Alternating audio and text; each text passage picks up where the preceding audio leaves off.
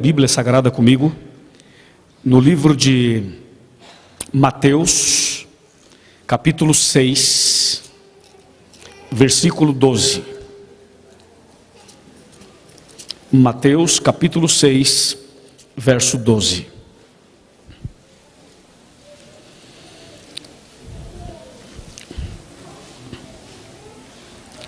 A palavra de Deus diz assim: e perdoa-nos as nossas dívidas ou ofensas, assim como nós temos perdoado aos nossos devedores ou aqueles que nos ofendem. Até aí. Esse verso está dentro da oração modelo ensinada por Jesus, que é o Pai Nosso. É curioso esse verso. Acho que todo mundo já meditou várias vezes nesse verso. Mas hoje nós não queremos ficar só nele. Nós queremos começar aqui e analisar uns 4 versos mais. Mas antes de analisar os outros, vamos ler mais uma vez o verso 12. E perdoa-nos as nossas dívidas, ou as nossas falhas, ou os nossos pecados, ou as nossas ofensas, da mesma maneira como eu perdoo as pessoas que me ofenderam, ou que pecaram contra mim, ou que me causaram problemas. Que verso, hein? Já imaginou isso, rapaz? Praticamente a gente podia parar o sermão aqui, né? É só pensar o seguinte: essa oração diz: Senhor, me perdoa do jeito que eu perdoo as pessoas.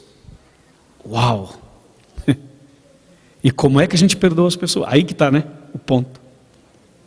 Para algumas pessoas isso não é tão difícil, mas para outras pessoas é uma tortura. Dói até aqui, ó. Dói assim, né? Assim, quando a pessoa não consegue perdoar, entendeu? Dói tudo.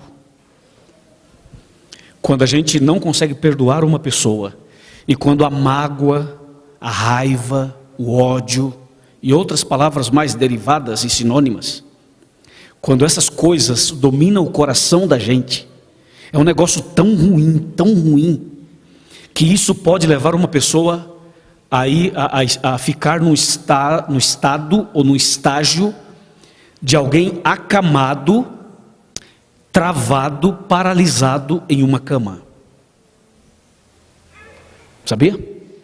Eu vou contar para vocês uma história de uma senhora que tinha exatamente 80 anos. A idade dela, 80. Oitentinha.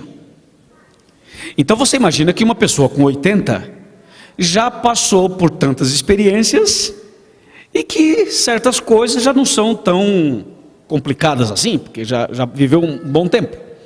Mas eu visitei essa senhora, sabe aonde? No bairro do Morumbi, em São Paulo. O bairro do Morumbi é um bairro de classe média alta. E essa senhora estava numa cama, ela vivia numa cama paralisada há mais de 12 anos. Não andava e falava com muita dificuldade.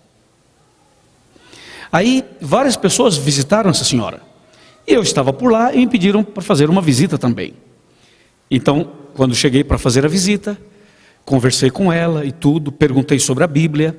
Ela falou assim: pastor, eu fui adventista um bom período da minha vida, mas eu estou afastada também há um bom tempo. E aí eu comecei a fazer outras perguntas mais, para bater papo com ela. Só queria conversar, para ela abrir o coração. Porque os médicos examinavam e não descobriam uma doença específica. Não havia uma enfermidade específica para explicar o porquê ela estava numa cama. Não tinha um diagnóstico preciso. O médico não conseguia descobrir por que ela não andava. E aí a gente começou a bater papo. Na verdade a minha visita era uma visita para fazer uma oração, nada mais que isso. Mas a gente começou a conversar. E eu perguntei: a senhora, quando foi adventista, como que era? Qual o texto da Bíblia que a senhora mais gostava? Qual o hino que a senhora mais gostava? Uma conversa bem agradável. Aí ela foi falando, e ela foi citando os versos que ela gostava de memória. Perguntei o hino, ela falou, eu falei: canta aí para eu ouvir. Ela cantou e começou a chorar de emoção por lembrar aqueles bons momentos. E finalmente eu perguntei assim: a senhora tem mágoa de alguém? Imagina, perguntei isso para uma senhora de 80 anos. Quase que a gente não deveria perguntar isso. Mas eu me arrisquei, né? A senhora tem mágoa de alguém? E essa senhora, desesperadamente, chorava assim, desesperadamente. Ela dizia assim: pastor, eu tenho mágoa, eu tenho ódio de uma pessoa. E quem é essa pessoa? Perguntei. É uma pessoa da minha família, é uma prima. E eu não falo com essa pessoa há tantos anos. E só de pensar nessa pessoa me treme, a carne do meu corpo treme. Eu odeio essa pessoa. E aí eu comecei a conversar com ela e disse assim: sabe por que a senhora está nessa cama? Por causa desse ódio. Se a senhora perdoar essa pessoa, a senhora estará se perdoando. E a senhora vai ficar boa. Conversa vai, conversa vem. A visita durou 1h e pouquinho. Depois dessa 1h e pouquinho, li a Bíblia com ela, fizemos oração. Eu perguntei: a senhora está disposta a perdoar essa pessoa? Ela falou assim: olha, eu não estava não, mas agora eu estou. Só que essa pessoa mora na Bahia.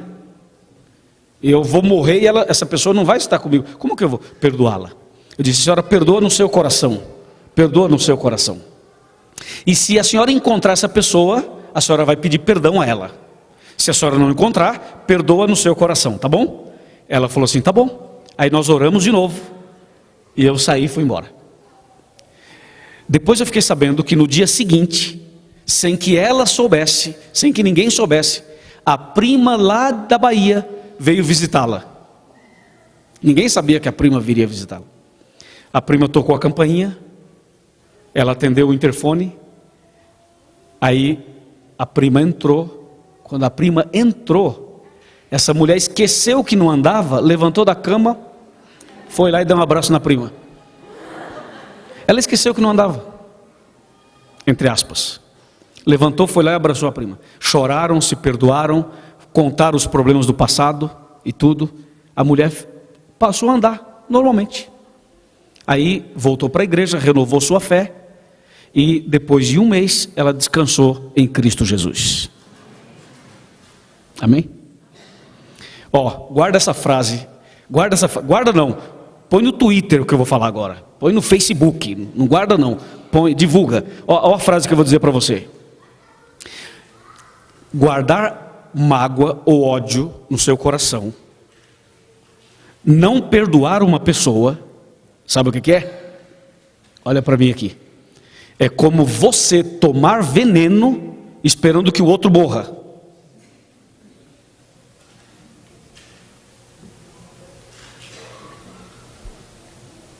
Ok? É isso aí. É isso aí. Agora veja.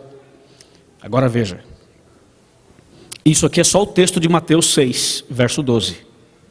Da oração do Pai Nosso. Que diz claramente para a gente, mas muito claramente: perdoa os meus pecados, os meus erros, as minhas falhas, do jeito que eu perdoo aqueles que me ofenderam.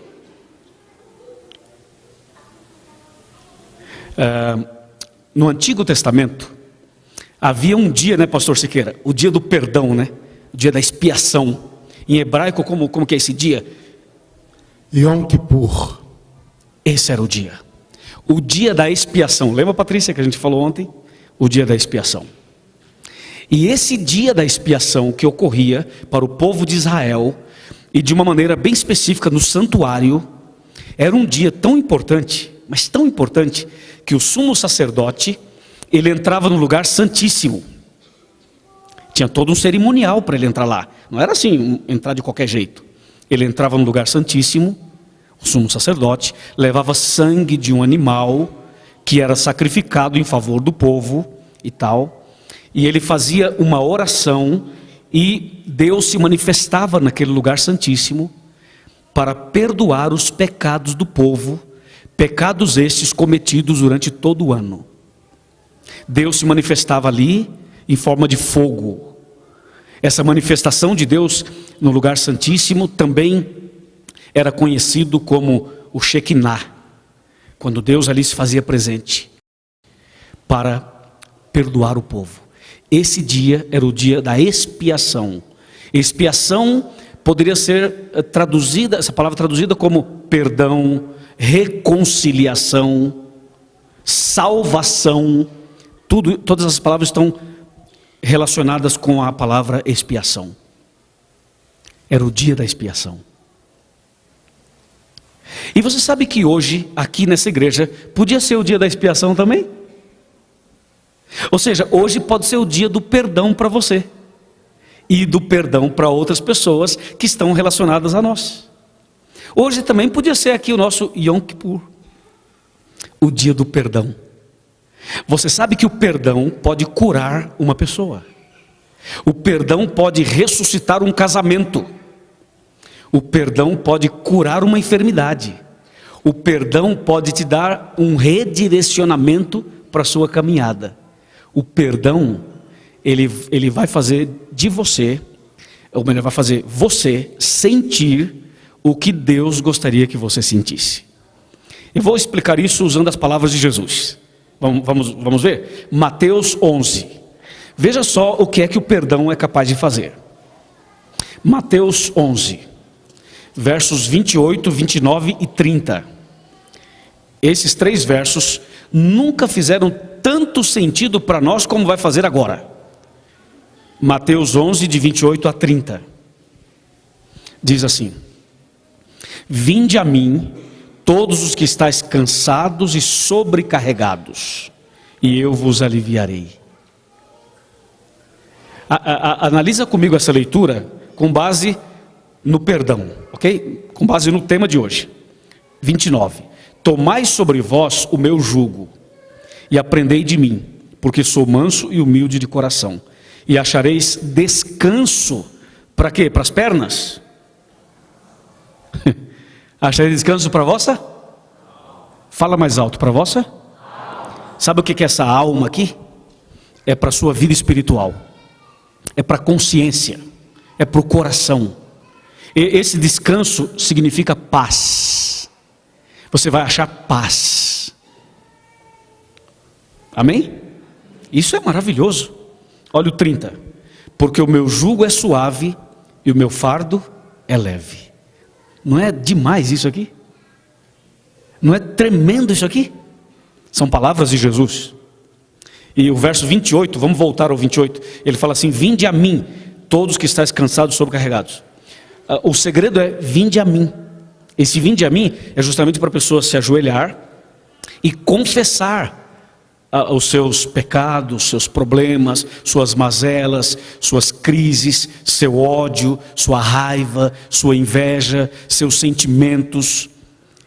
Quando ele fala vinde a mim, é para isso, é para ir até ele e abrir o coração. E quando a gente abre o coração e conta tudo para ele, aí acontece isso aqui. Ele fala assim: eu vos aliviarei. Sabe quando é que alguém se sente aliviado? É quando a pessoa recebe o perdão de Deus. E olha aqui, olha aqui. Não há nenhum pecado que Deus não possa perdoar. A Bíblia diz: todo pecado e blasfêmia serão perdoados aos homens.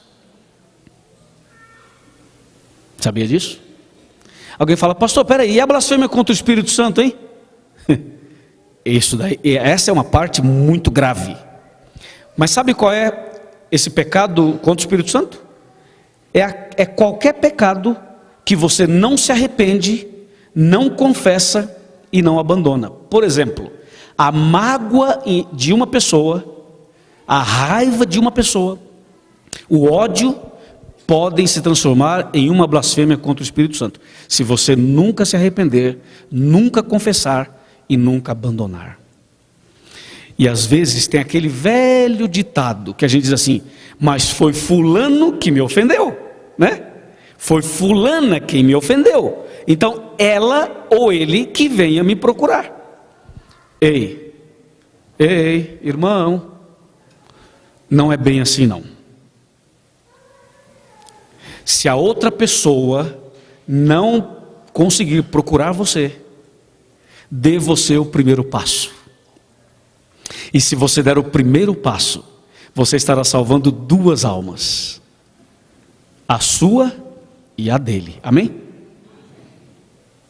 Eu pergunto, quem pecou? Jesus pecou ou nós pecamos? Nós pecamos. Quem foi que deu o primeiro passo para nos perdoar? Foi Jesus. Mas quem era o ofendido na história? Era Ele. Quem era o ofensor? Nós. Mas quem deu o primeiro passo? Foi Jesus. Ele deu o primeiro, o segundo, o terceiro, o quarto. E até hoje Ele está dando passos para tentar nos ajudar. E foi na cruz. Foi na cruz que a expiação do Velho Testamento fez sentido. Foi na cruz que o perdão fez sentido. Tem uma frase que Jesus falou na cruz que me leva a uma profunda reflexão, e acho que leva todo mundo aqui a uma profunda reflexão. Quer ver a frase? É uma frase poderosíssima, poderosa, de Jesus. Vamos para Lucas. Lucas capítulo 23, verso 34. Você deveria marcar esse texto aí na sua Bíblia, hein? Lucas 23, 34. Marca esse texto na sua Bíblia, eu já marquei na minha. A gente costuma pintar, grifar, marca aí. E escreva do lado assim, perdão. Perdão. Lucas 23, 34. Essas palavras foram ditas por Jesus quando Ele estava pendurado na cruz, morrendo por nós. Diz assim: contudo, Jesus dizia: Pai, perdoa-lhes, porque não sabem o que fazem.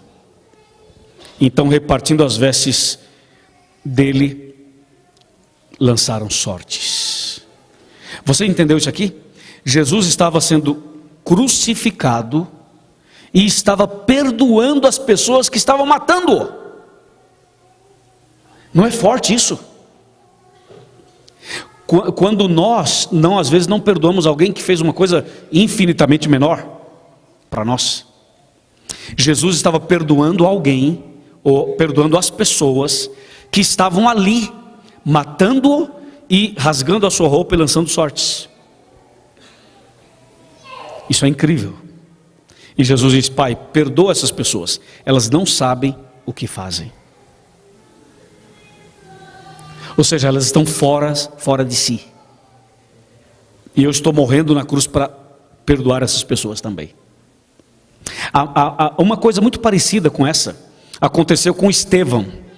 Lembra de Estevão? Lá em Atos capítulo 7, a gente não vai ler agora, eu só vou mencionar Estevão. Em Atos capítulo 7, Estevão estava sendo o que mesmo? Sendo o que mesmo?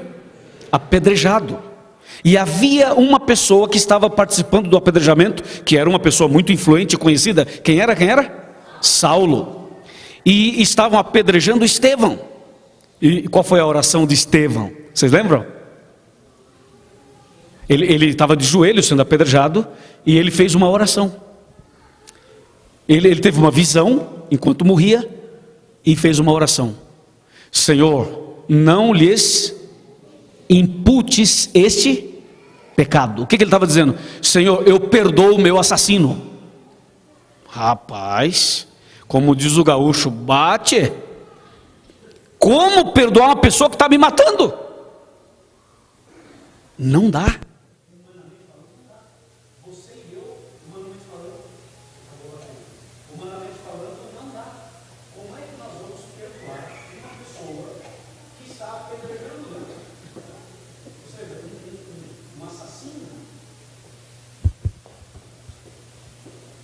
Obrigado.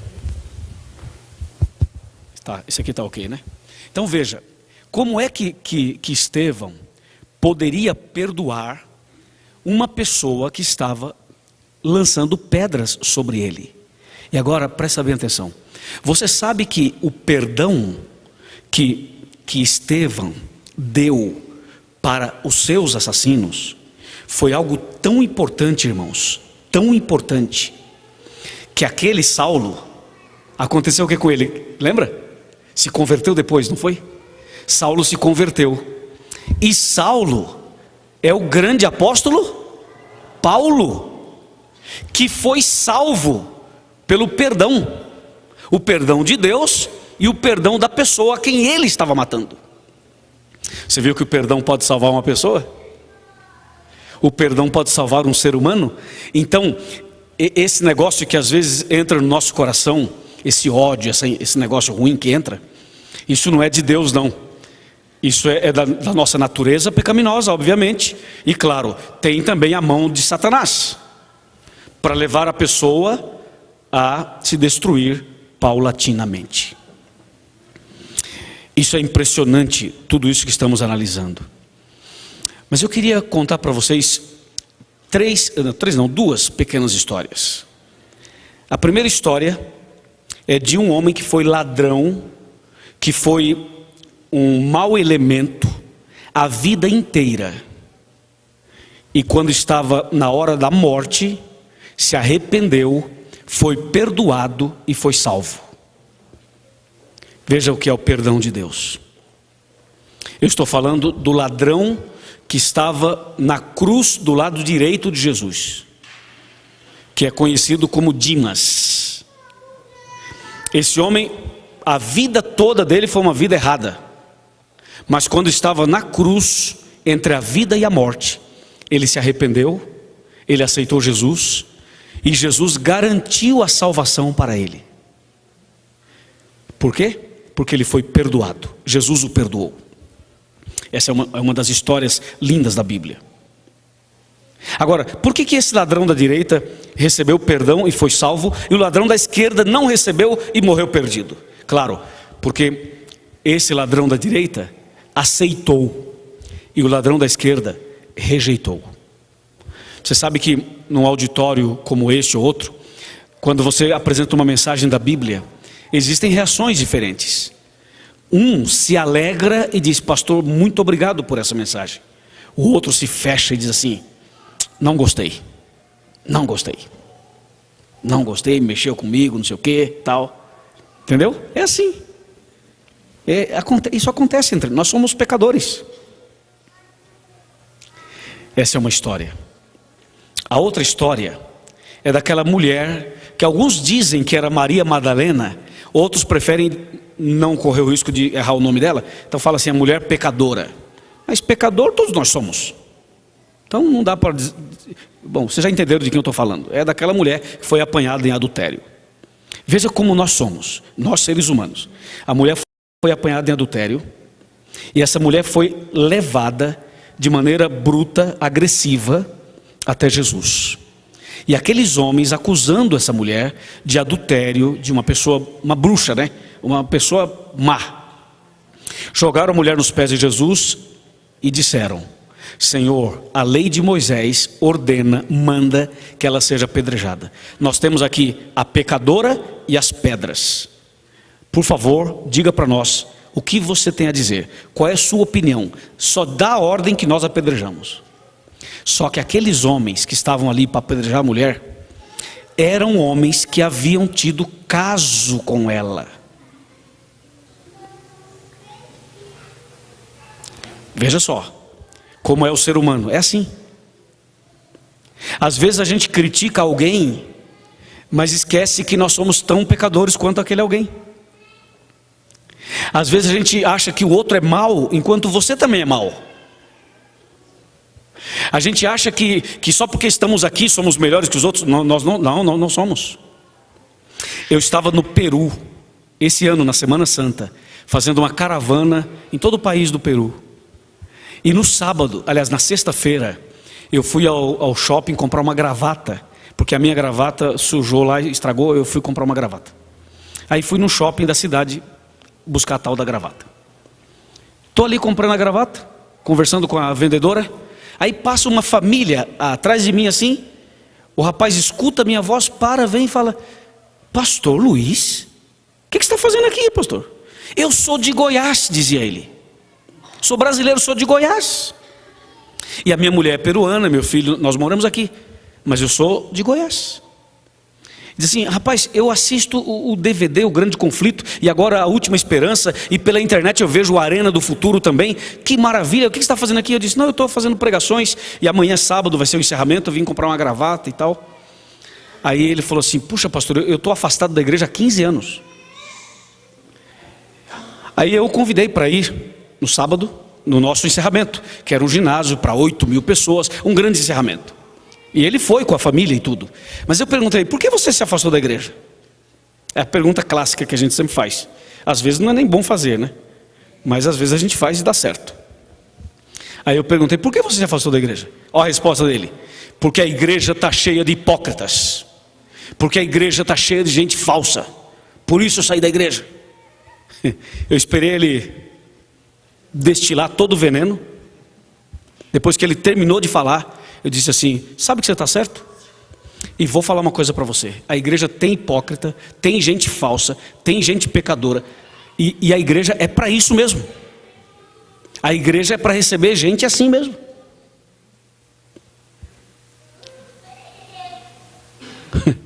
Ou você acha que a igreja é só para quem é santo? Não, rapaz, a igreja é para pecador mesmo. Agora, ok, a igreja é tudo isso que você falou. E aí você saiu da igreja. E você foi para onde? Me dá o endereço. Ele falou, eu fui para o mundão. Eu falei, e no mundão tem hipócrita? Ele falou, tem. Tem falso? Tem. Tem prostituta? Tem. Tem, tudo tem. Então saia do mundo também, meu filho. Sai do planeta, vai para outro planeta.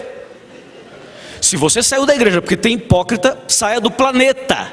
Porque o planeta tem hipócrita também. É ou não é? E é só a gente dar uma olhada no espelho que a gente vai ver um pecador. Eu olho no espelho, sou eu, o tal do pecador que ele falou. É você, é ou não é assim? É assim. E por que estamos aqui? Porque somos melhores? Não, porque nós temos necessidade de Deus, amém? Todo mundo necessita de Deus. E quem não tiver pecado, atire a primeira pedra.